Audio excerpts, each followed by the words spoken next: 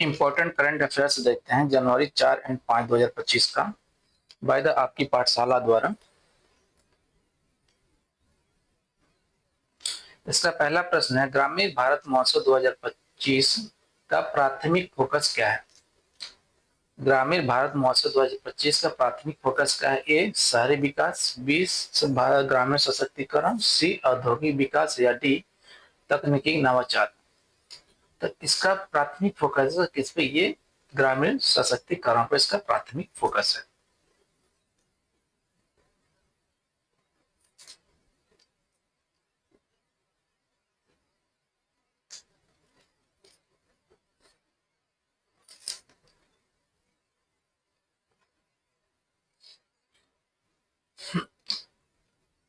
ग्रामीण भारत महोत्सव 2025 बेहतर बुनियादी ढांचे, वित्तीय समावेशन और महिला उद्यमिता को बढ़ावा देने जैसी पहलों के माध्यम से ग्रामीण सशक्तिकरण पर केंद्रित है। किस पे? ग्रामीण सशक्तिकरण पर केंद्रित है। विकसित भारत 2047 के लिए एक लचीला ग्रामीण भारत का निर्माण थीम के तहत यह कार्यक्रम ग्रामीण भारत की सांस्कृतिक और उद्यमशीलता क्षमता का जश्न मनाता है, जिसमें विशेष रूप से उत्तर पूर्व में टिकाऊ कृषि और आर्थिक स्थिरता पर विशेष जोर दिया जाता है। इसमें विशेष जोर दिया जाता है किस पे? उत्तर पूर्व में टिकाऊ कृषि और आर्थिक स्थिरता पर विशेष जोर दिया जाता है।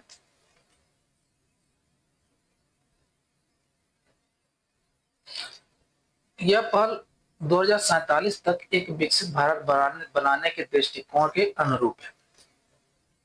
अगला प्रश्न है, पश्चिमी वायु कमान में प्रशासन के वरिष्ठ अधिकारी the senior officer in charge of administration के रूप में किसे नियुक्त किया गया है? A air vice marshal Manmeet Singh को, B air vice marshal Rajeev Sharma को, C air vice marshal Anil Chaturvedi को या D air vice marshal Rohit Kapoor को। तो ये नियुक्त किया गया है the senior officer in chief in charge of administration को। ये नियुक्त किया गया किसको? ये air vice marshal Manmeet Singh को। Air vice marshal Manmeet Singh ने 1 जनवरी 2025 को पश्चिमी वायु कमान में प्रशासन के वरिष्ठ अधिकारी का पदभार ग्रहण किया। नेशनल डिफेंस कॉलेज और डिफेंस सर्विसेज स्टाफ कॉलेज यानी कि DSSC वेलिंगटन के पूर्व छात्र, उनके पास रक्षा अध्ययन और वित्तीय प्रबंधन में उन्नत डिग्रियां हैं। परिचालन इकाइयों और वायु मुख्यालय में व्यापक अनुभव के साथ उनकी नियुक्ति कमांड के भीतर प्रशासनिक और परिचालन निरीक्षण को मजबूत करती है। अगला प्रश्न, किस संस्थान ने मृदा प्रदूषण से निपटने में सक्षम बैक्टीरिया विकसित किया है? ISC Bangalore, B IIT Bombay, C IIT Delhi या डी नीट त्रिची। तो यानी कि ये किसने विकसित किया? ये विकसित किया IIT बॉम्बे ने। IIT बॉम्बे के शोधकर्ताओं ने, ठीक है, मृदा प्रदूषण से निपटने के लिए सीडोमोनास और क्या है एसिनोबैक्टर सहित, क्या ये दो हैं, ये सीडोमोनास और एसिनोबैक्टर सहित अभिनव बैक्टीरिया विकसित किए हैं। ठीक है, ये अभिनव बैक्टीरिया विकसित किए हैं। ये बैक्टीरिया जहरीले सुगंधित प्रदूषकों को खाते हैं। किसको खाते हैं? ये जहरीले सुगंधित प्रदूषकों को खाते हैं और उन्हें पौधों के लिए लाभ क्या फायदेमंद पोषक तत्व में बदल देते हैं। किनको? जो जहरीले सुगंधित पोषक प्रदूषक को खाते हैं और उन्हें पौधों के लिए फायदेमंद पोषक तत्वों में बदल देते हैं। यह सफलता न केवल मिट्टी के स्वास्थ्य को बढ़ाती है और पौधों की वृद्धि को भी बढ़ावा देती है, बल्कि रासायनिक कीटनाशकों पर निर्भरता को भी कम करती है। इस तरह की प्रकृति IIT बॉम्बे के सतत कृषि और पर्यावरण संरक्षण में योगदान को उजागर करती है। अगला प्रश्न, भारतीय खाद्य निगम यानी कि FCI के अध्यक्ष और प्रबंध निदेशक के रूप में किसे नियुक्त किया गया? ए राजीव कुमार को, बी अनिल कुमार झा को, सी आशुतोष अग्निहोत्री को, डी संजय मल्होत्रा को। तो नियुक्ति मिली किसको? CMD की।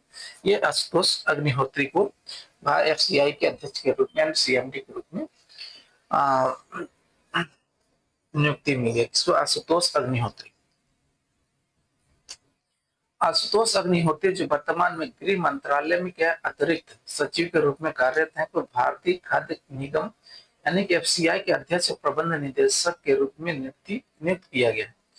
खाद्य नियम निगम अधिनियम 1964 के तहत 1965 में स्थापित एफसीआई पूरे भारत में खाद्य के खाद्यान्न की खरीद और वितरण में महत्वपूर्ण भूमिका निभाता है। उपभोक्ता मामलों के मंत्रालय के तहत एक वैधानिक निकाय के रूप में इसका मुख्यालय कहाँ पे, नई दिल्ली में। ये कहाँ पे, नई दिल्ली में है और यह देश में खाद्य सुरक्षा सुनिश्चित करने के लिए अभिन्न अंग है। अगला प्रश्न, नागरिक उड्डयन महानिदेशालय यानी कि डीजीसीए के महानिदेशक के रूप में किसे नियुक्त किया गया? ए विक्रम देवदत्त को, बी आकाश त्रिपाठी को, सी राजेश कुमार को या डी फैज अहमद किदवई को। ये नियुक्त किया गया किसको? ये फैज अहमद किदवई को नियुक्त किया डीजीसीए का डीजी यानी महानिदेशक। मध्य प्रदेश कैडर के 1996 बैच के आईएएस अधिकारी फैज अहमद किदवई को विक्रम देवदत्त की जगह नागरिक उड्डयन महानिदेशालय यानी डीजीसीए का महानिदेशक यानी कि डीजी नियुक्त किया गया है। कृषि विभाग में अतिरिक्त सचिव के रूप में अनुभव के साथ किदवई से पायलट सुरक्षा, थकान प्रबंधन सहित विमानन क्षेत्र में महत्वपूर्ण मुद्दों को संबोधित करने की उम्मीद है।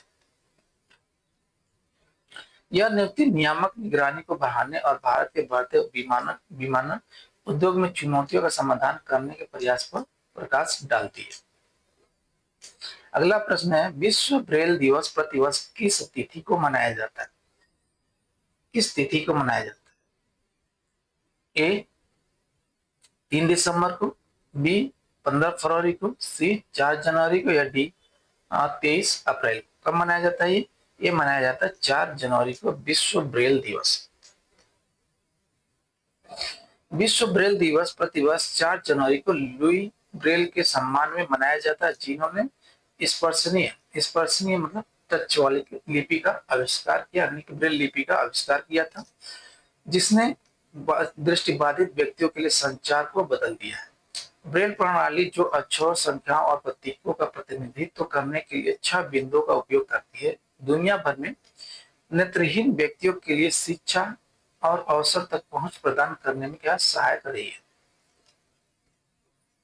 यह अवलोकन दृष्टिबाधित आबादी के लिए समावेशिता और पहुंच के महत्व पर प्रकाश डालता है, जिसमें 2011 की जनगणना के अनुसार भारत में 50 लाख से अधिक व्यक्ति क्या शामिल हैं।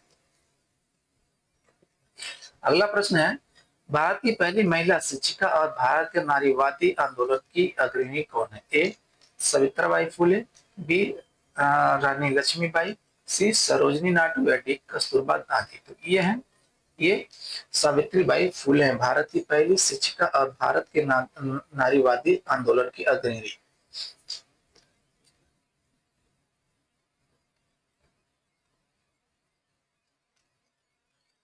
सावित्रीबाई फुले एक भारतीय शिक्षिका, समाज सुधारक और कवि थी, जो भारत की पहली महिला शिक्षिका बनी। अपने पति ज्योतिबा फुले के साथ मिलकर उन्होंने महिलाओं के अधिकारों के लिए अथक काम किया, शिक्षा और सामाजिक सुधार को आगे बढ़ाने में महत्वपूर्ण भूमिका निभाई।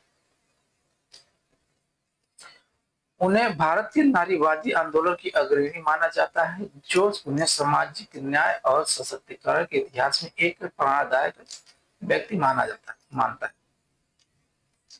अगला प्रश्न, किस बैंक ने हर घर लखपति आरडी और पैटर्न एफडी योजना शुरू की है? A HDFC bank, B ICICI bank, C SBI bank या डी एक्सिस बैंक। ये कौन किसने शुरू की है? ए एसबीआई बैंक ने शुरू की है, हर घर लखपति आरडी और पैटर्न एफडी योजना शुरू की है। एसबीआई ने 2 अभिनव योजनाएं शुरू की, हर घर लखपति आवर्ती जमा योजना और एसबीआई संरक्षक सावधि जमा योजना। 2 हर घर लखपति योजना नाबालिगों सहित नागरिकों को पूर्ण गणना की गई योजनाओं के माध्यम से 1 लाख रुपए या उससे अधिक की बचत करने में मदद करके वित्तीय अनुशासन को प्रोत्साहित करती है। इस बीच एसबीआई संरक्षक योजना विशेष रूप से 80 प्लस आयु के वरिष्ठ नागरिकों को बढ़ी हुई ब्याज दरों की पेशकश करके पूरा करती है। ये पहल विभिन्न वित्तीय जरूरतों को पूरा करने और जनसांख्यिकी में बचत की संस्कृति को बढ़ावा देने के लिए एसबीआई की प्रतिबद्धता को दर्शाती है। अगला प्रश्न, किस राज्य ने स्टार्टअप एंड स्पेस टेक यानी कि एन स्पेस टेक है जिसने इसरो के पोयम 4 प्लेटफॉर्म पर यूएचएफ तकनीक का परीक्षण किया? ए आंध्र प्रदेश, बी कर्नाटक, सी तेलंगाना या डी तमिलनाडु। किसमें ये किस राज्य में स्टार्टअप एंड स्पेस है? ये जिसका स्थान पूछा जहाँ पे ये स्थित है, ये कहाँ पे? ये आंध्र प्रदेश में। आंध्र प्रदेश में स्थित स्टार्टअप एंड स्पेस टेक ने इसरो के पोयम 4 प्लेटफॉर्म पर श्वेतत्वचा सेट, ठीक है, के माध्यम से यूएचएफ संचार तकनीक का सफलतापूर्वक परीक्षण करके एक महत्वपूर्ण उपलब्धि हासिल की है। पहला डेटा पैकेज स्ट्रैक बेंगलुरु में प्राप्त हुआ। कहाँ पे प्राप्त है? स्ट्रैक बेंगलुरु में प्राप्त हुआ, जो उपग्रह संचार नवाचार में एक छलांग है। जो उपग्रह संचार नवाचार में एक छलांग है। यह उपलब्धि अंतरिक्ष प्रौद्योगिकी क्षेत्र में आंध्र प्रदेश की बढ़ती प्रमुखता को रेखांकित करती है। अगला प्रश्न, किस बीमा कंपनी ने sustainable wealth 50 index fund launch किया? कौन सा सस्टेनेबल वेल्थ 50 इंडेक्स लॉन्च किया? A ICICI prudential life, B HDFC life, C SBI life या डी एक्सिस मैक्स लाइफ। ये किसने लॉन्च किया? ये एक्सिस मैक्स लाइफ ने इसको लॉन्च किया है। कौन सा? Sustainable wealth 50 index fund. Axis Max life insurance ने sustainable wealth 50 index fund launch किया, जो लगातार नकदी प्रवाह उत्पादन वाली कंपनियों पर केंद्रित है। यह फंड मालिकाना सस्टेनेबल यील्ड इंडेक्स पर बनाया गया है, जिसे एक्सिस मैक्स लाइफ और एनएसई इंडेक्स लिमिटेड द्वारा सहयोगात्मक रूप से विकसित किया गया। किसके? एनएसई इंडेक्स लिमिटेड द्वारा क्या सहयोगात्मक रूप से विकसित किया गया।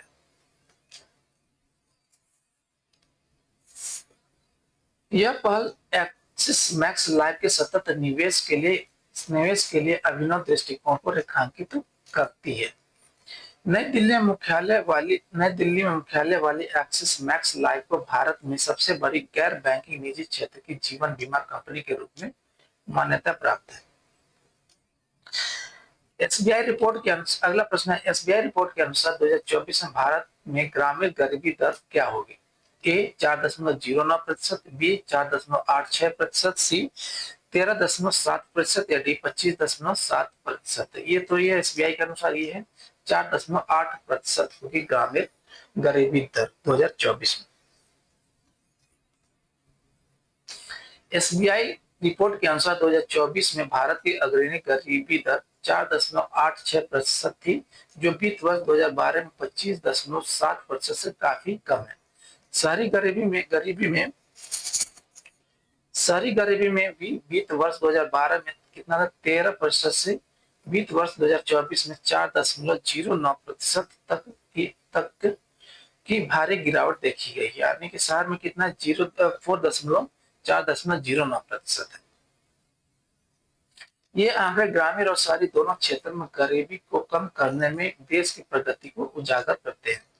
सुधार का श्रेय सतत आर्थिक विकास, मुद्रास्फीति समायोजित गरीबी रेखाओं और वंचित समुदाय के उत्थान के उद्देश्य से लक्षित कल्याण उपायों को दिया जाता है। अगला प्रश्न, किस संस्थान ने स्थानीय कैंसर उपचार के लिए एक उन्नत इंजेक्टेबल हाइड्रोजेल विकसित करने के लिए बोस इंस्टीट्यूट कोलकाता के साथ सहयोग किया? A AIIMS Delhi, B IIT Madras, C IISc Bangalore या डी आईआईटी गुवाहाटी। तो ये किसने सहयोग किया? ये आईआईटी गुवाहाटी ने स्थानीय कैंसर उपचार के लिए उन्नत इंजेक्टेबल हाइड्रोजेल विकसित करने के लिए बोस इंस्टीट्यूट कोलकाता के साथ सहयोग किया, यानी एएमयू किया। आईआईटी गुवाहाटी के शोधकर्ताओं ने बोस इंस्टीट्यूट कोलकाता के सहयोग से स्थानीय कैंसर उपचार और विशेष रूप से स्तन कैंसर चिकित्सा के लिए डिजाइन किया गया एक अभिनव इंजेक्टेबल हाइड्रोजेल विकसित किया है। यह हाइड्रोजेल अल्ट्रा शॉर्ट पेप्टाइड्स से बना है। इसके साथ ये अल्ट्रा शॉर्ट पेप्टाइड्स से बना है और ट्यूमर कोशिका में प्रचुर मात्रा में पाए जाने वाले ग्लूटाथियोन के प्रति संवेदनशील है, जिससे सटीक दवा सक्रियण की अनुमति मिलती है।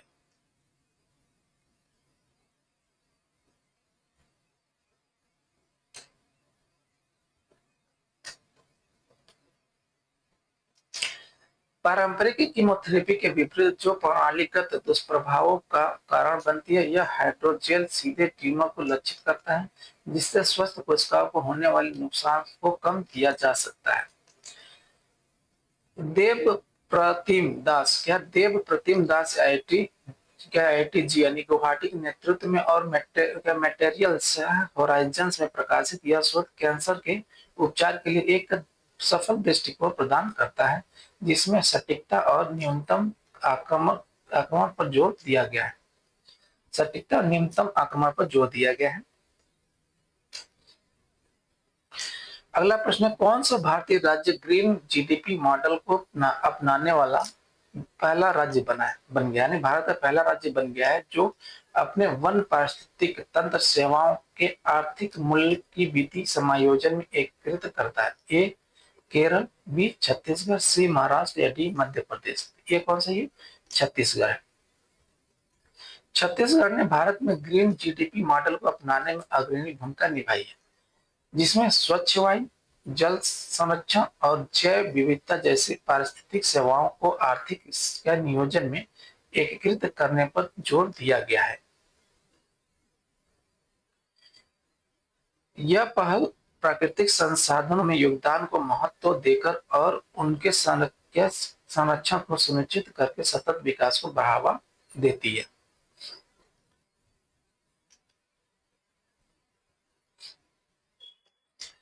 यह पर्यावरणीय स्वास्थ्य के साथ आर्थिक विकास को संतुलित करने के लिए एक उदाहरण स्थापित करता है। नीति निर्माताओं को ऐसी रणनीतियां बनाने में मदद करता है जो पारिस्थितिक क्षरण को कम करते हुए वनों के आर्थिक महत्व को पहचानती है।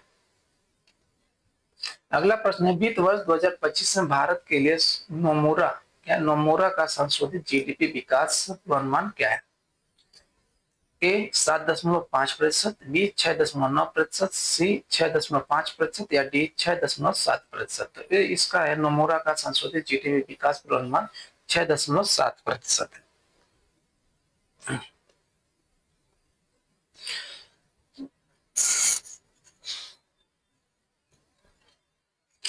नोमुरा ने वित्त वर्ष 2025 के लिए भारत के जीडीपी विकास पूर्वानुमान घटाकर कितना कर दिया? ये 6.7% कर दिया है, जिसमें सरकारी खर्च में कमी, कमजोर उपभोक्ता मांग और औद्योगिक गतिविधियों में गिरावट जैसे कारक शामिल है। अप्रैल जून तिमाही में उम्मीद से कम वृद्धि के बाद पूर्व अनुमान 70 दृष्टिकोण को दर्शाता है।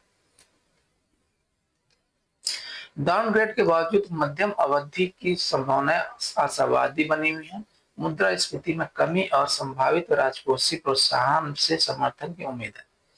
यह संशोधन गोल्डमैन मैक्स और जेपी मॉर्गन जैसे अन्य संस्थानों के विपरीत है, जिन्होंने 6.5% की वृद्धि की भविष्यवाणी की थी, जो भारत के आर्थिक प्रक्षेपक वक्र पर अलग अलग दृष्टिकोण उजागर करता है।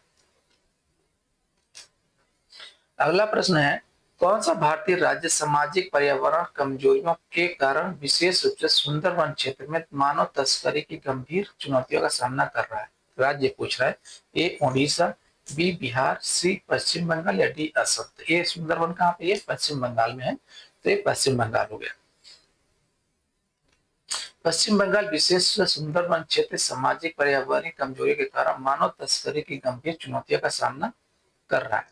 किसकी? मानव तस्करी की गंभीर चुनौतियों का सामना कर रहा है। अम्फान और यास जैसे बार बार आने वाले चक्रवातों ने गरीबी और विस्थापन को बढ़ा दिया, जिससे तस्करी का जोखिम बढ़ गया, खासकर महिलाओं और बच्चों के लिए। 2022 में 58,871 व्यक्तियों के लापता होने की सूचना मिली, जिनमें से अधिकांश क्या है, महिलाएं और बच्चे थे। राज्य में पिछले 3 वर्षों में तस्करी के मामले में क्या है, क्रमिक वृद्धि दर्ज की गई है, जो इस संकट को जन्म देने वाले क्या सामाजिक, आर्थिक और पर्यावरणीय कारकों से निपटने के लिए तत्काल हस्तक्षेप और स्थानीय समाधान की आवश्यकता को दर्शाता है। अगला प्रश्न है, चीन में हाल ही में ह्यूमन मेटानिमो वायरस यानी कि HMPV के मामलों में हुई वृद्धि से सबसे अधिक प्रभावित होने वाले निम्न आयु वर्ग कौन सा? ए 14 वर्ष, बी 20 वर्ष, सी 30 वर्ष या डी 70 वर्ष? ये निम्न आयु वर्ग के कौन सी है? क्या है? 14 वर्ष के आयु के हैं, जिनको अधिक अधिक प्रभावित होने वाले, इन पे अधिक प्रभाव पड़ रहे हैं। कितने? 14 वर्ष के आयु के लिए बच्चों पर। चीन में ह्यूमन मेटानिमो वायरस के मामले में हुई हालिया वृद्धि के मुख्य रूप से 14 वर्ष से कम आयु के बच्चों को प्रभावित किया है। HMPV एक श्वसन वायरस है जो खांसी, बुखार और सांस की तकलीफ जैसे लक्षणों के साथ ब्रोंकाइटिस और निमोनिया जैसी जटिलताओं का कारण बनता है। जबकि भारत में HMPV मामलों में कोई असामान्य वृद्धि नहीं हुई है। इसमें भारत में केंद्रीय स्वास्थ्य मंत्रालय इस स्थिति पर बारीकी से नजर रख रहा है। 2001 में खोजा गया HMPV नीमोविरिडे परिवार का हिस्सा है। किसका? नीमोविरिडे परिवार का, नीमोविरिडे परिवार का हिस्सा है और बच्चों, वृद्धों और कमजोर प्रतिरक्षा वाले व्यक्तियों के लिए महत्वपूर्ण जोखिम पैदा करता है। किसमें? बच्चों, वृद्धों और कमजोर प्रतिरक्षा यानी कि इम्यूनिटी वाले व्यक्तियों के लिए महत्वपूर्ण जोखिम पैदा करते हैं, खासकर सर्दियों के महीनों में, ठीक है। अगला प्रश्न है, यूनिटी स्मॉल फाइनेंस बैंक में अपनी हिस्सेदारी का कितना प्रतिशत भारत पे बेचने की योजना बना रहा है? कितना कितना हिस्सा पूछ रहा है कि अपनी हिस्सेदारी का कितना प्रतिशत भारत पे बेचने की योजना बना रहा है? ए 25%, बी 49%, सी 10% या डी 77%। ये योजना कितना बना रहा है? 25%। इसकी हिस्सेदारी कितनी है? इसकी हिस्सेदारी है 49%। अब 49% में ये 25% क्या है, बेचना चाहता है। ठीक है। भारत पे एक प्रमुख फिनटेक कंपनी RBI के नियमों का पालन करने की अपनी रणनीति के तहत यूनिटी स्मॉल फाइनेंस बैंक में अपनी 49% हिस्सेदारी में से 25% बेचने की योजना बना रही है। इस हिस्सेदारी बिक्री का लक्ष्य लगभग कितना? $800 मिलियन यानी कि 6,500 करोड़ रुपए जुटाना है। इससे भारत पे को 2029 तक अपनी हिस्सेदारी घटाकर 10% करने की आवश्यकता को पूरा करने में मदद मिलेगी। रोथस्चाइल्ड एंड कंपनी की नियुक्ति इस कदम से महत्व को रेखांकित करती है, जिससे बैंक की वित्तीय वृद्धि और नियामक अनुपालन में योगदान मिलने की उम्मीद है, जबकि भारत पे का रणनीतिक फोकस बढ़ेगा।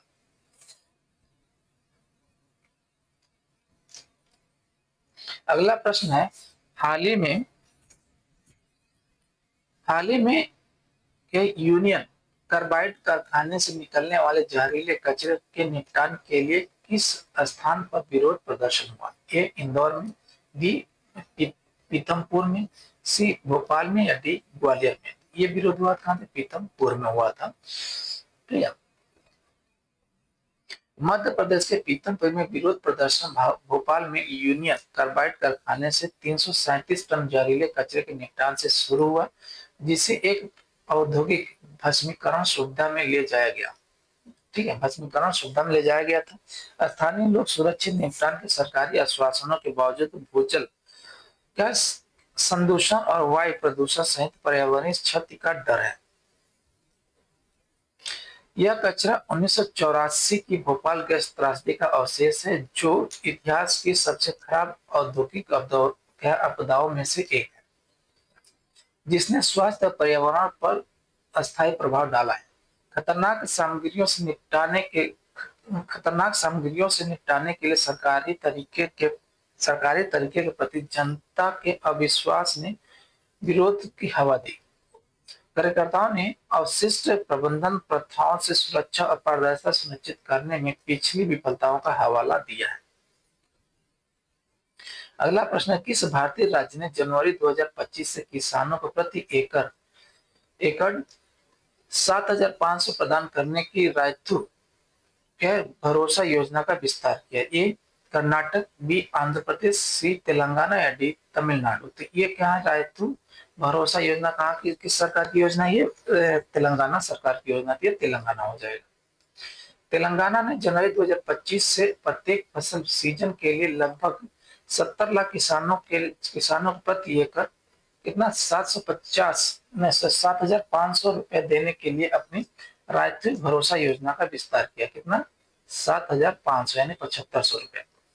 यह पहल इस पहल का उद्देश्य वास्तविक किसानों का समर्थन करना और पिछली योजना के तहत दुरुपयोग के पिछले मुद्दों को संबोधित करते हुए कृषि परिणामों में सुधार करना है।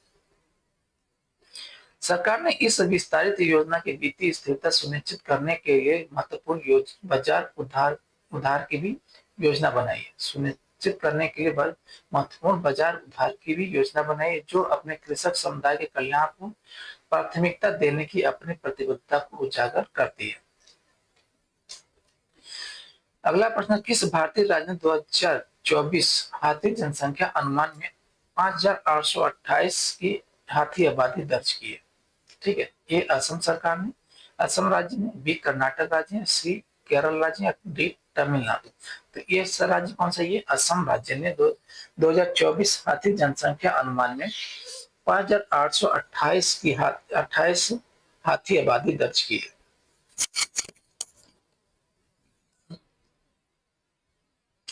असम ने 2024 के हाथी जनसंख्या अनुमान में 5,828 हाथियों की आबादी दर्ज की, जो 2017 से 109 हाथियों की वृद्धि को दर्शाती है। यानी 2017 में से कितना 109 हाथियां ज्यादा है। व्यापक कर्मियों और कवरेज के साथ आयोजित अनुमान प्रक्रिया ने आवास हानि, मानव वन्य जीव संघर्ष जैसे चुनौतियों के बावजूद इस वृद्धि को बनाए रखने में हाथी रिजर्व और अन्य संरक्षित क्षेत्रों के महत्व पर जोर दिया। यह वन्य जीव संरक्षण के लिए असम की प्रतिबद्धता और पारिस्थितिक संतुलन बनाए रखने पर इसके ध्यान को उजागर करता है। अगला प्रश्न, आरबीआई द्वारा अनुमोदित राष्ट्रीय सहकारी बैंक के साथ कौन सा बैंक विलय कर रहा है? ए मराठा सहकारी बैंक, बी कासमास कोऑपरेटिव बैंक, सी साहेबराव देशमुख सहकारी बैंक या डी कर्नाटक बैंक। तो कौन सा ये कर रहा है? ये कर रहा है कासमास। ठीक है, नेशनल कोऑपरेटिव बैंक बेंगलोर के कासमास को, यानी कि बैंक के कासमास कोऑपरेटिव बैंक। भारतीय रिजर्व बैंक यानी कि आरबीआई ने 6 जनवरी 2025 से प्रभावित नेशनल कोऑपरेटिव बैंक बेंगलोर के कासमास कोऑपरेटिव बैंक महाराष्ट्र के साथ विलय करने की मंजूरी दे दी है। किसके? Cooperative bank Bangalore, national cooperative bank यहाँ पे। ठीक है,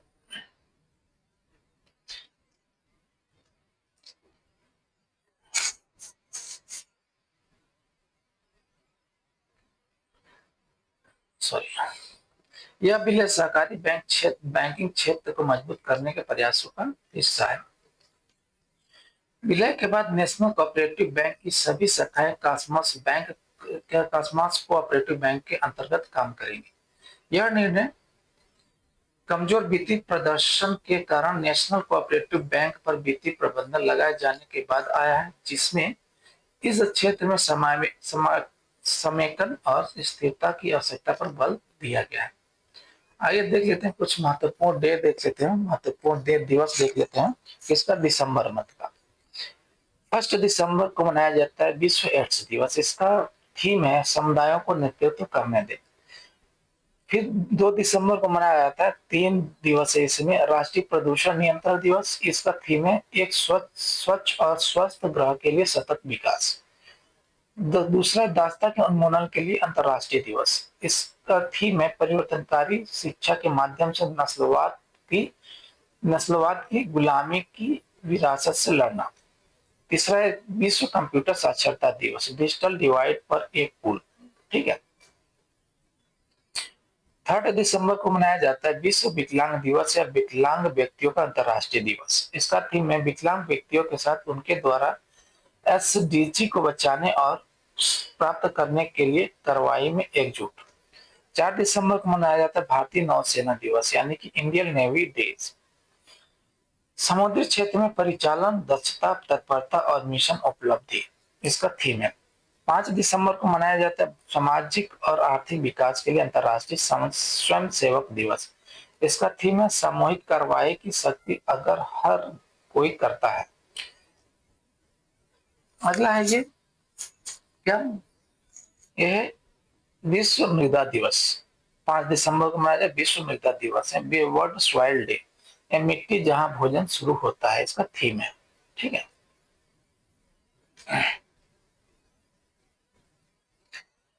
6 दिसंबर को मनाया जाता है अम्बेडकर, बी आर अम्बेडकर की पुण्यतिथि मनाई जाती है। और दूसरा में राष्ट्रीय माइक्रोवेव ओवन दिवस भी मनाया जाता है 6 दिसंबर को। 7 दिसंबर को मनाया जाता है सशस्त्र सेना झंडा दिवस मनाया जाता है।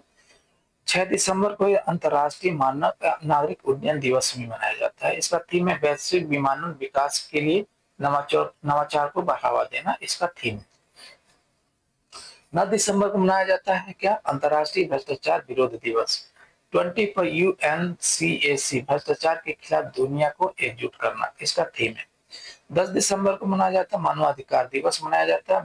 थीम है इसका भविष्य मानवाधिकार संस्कृति को मजबूत करना और बनाए रखना है। 10 दिसंबर को ही अल्फ्रेड नोबेल की पुण्यतिथि भी मनाई जाती है 10 दिसंबर को। 11 दिसंबर को मनाया जाता है यूनिसेफ स्थापना दिवस। इसका थीम है हर बच्चे के लिए हर अधिकार। 11 दिसंबर को मनाया जाता है कि अंतर्राष्ट्रीय पर्वत दिवस। इसका थीम है पर्वतीय पारिस्थितिक तंत्र को बहाल करना। पर्वतीय पारिस्थितिक तंत्र को बहाल करना इसका थीम है। ठीक है। 12 दिसंबर को मनाया जाता है सार्वभौमिक स्वास्थ्य कवरेज दिवस मनाया जाता है 12 दिसंबर, सभी के लिए स्वास्थ्य कार्रवाई के लिए समय। 14 दिसंबर मनाया जाता है, ये कौन सा दिवस मनाया जाता है, ये राष्ट्रीय ऊर्जा संरक्षण दिवस। ठीक है। नेशनल एनर्जी कंजर्वेशन डे मनाया जाता है। 16 दिसंबर को मनाया जाता है विजय दिवस। याद रखें, आनंदित हो और नवीकरण करें इसका थीम है। 18 दिसंबर को मनाया जाता है भारत में अल्पसंख्यक अधिकार दिवस मनाया जाता है 18 दिसंबर को। 18 दिसंबर को ही मनाया जाता है अंतर्राष्ट्रीय प्रवासी दिवस मनाया जाता है। अंतर्राष्ट्रीय प्रवासी दिवस मनाया जाता है कब, ये 18 दिसंबर। इसका क्या है ये थीम, क्या, सुरक्षित प्रवासन को बढ़ावा देना। क्या, सुरक्षित प्रवासन को बढ़ावा देना। 19 दिसंबर को मनाया जाता है गोवा मुक्ति दिवस। 29 दिसंबर क्या मनाया जाता है, गोवा मुक्ति दिवस मनाया जाता है 19 दिसंबर को। 20 दिसंबर को मनाया जाता है राष्ट्रीय मानवाधिकार एकता दिवस मनाया जाता है। इसका थीम है गरीब, भ्रष्टाचार और आतंकवाद के खिलाफ लड़ाई। इसका क्या है थीम। 22 दिसंबर को मनाया जाता है राष्ट्रीय गणित दिवस यानी नेशनल मैथमेटिक्स डे मनाया जाता है। इसका थीम है सभी के लिए गणित। 22 दिसंबर को मनाया जाता है शीतकालीन ये संक्रांति मनाई जाती है 22 दिसंबर को, शीतकालीन संक्रांति। 23 दिसंबर को मनाया जाता है किसान दिवस। किसान दिवस मनाया जाता है कब, 23 दिसंबर को। 24 दिसंबर को मनाया जाता है राष्ट्रीय उपभोक्ता अधिकार दिवस मनाया जाता है। इसका थीम है स्वच्छ ऊर्जा संक्रमण के माध्यम से उपभोक्ताओं को सशक्त बनाना। 25 दिसंबर को मनाया जाता है क्रिसमस डे, सुशासन दिवस मनाया जाता है। क्रिसमस डे भी मनाया जाता है और सुशासन दिवस भी मनाया जाता है भारत में। और 1 दिसंबर को मनाया जाता है नए साल की पूर्व संध्या। ठीक है। थैंक यू, धन्यवाद।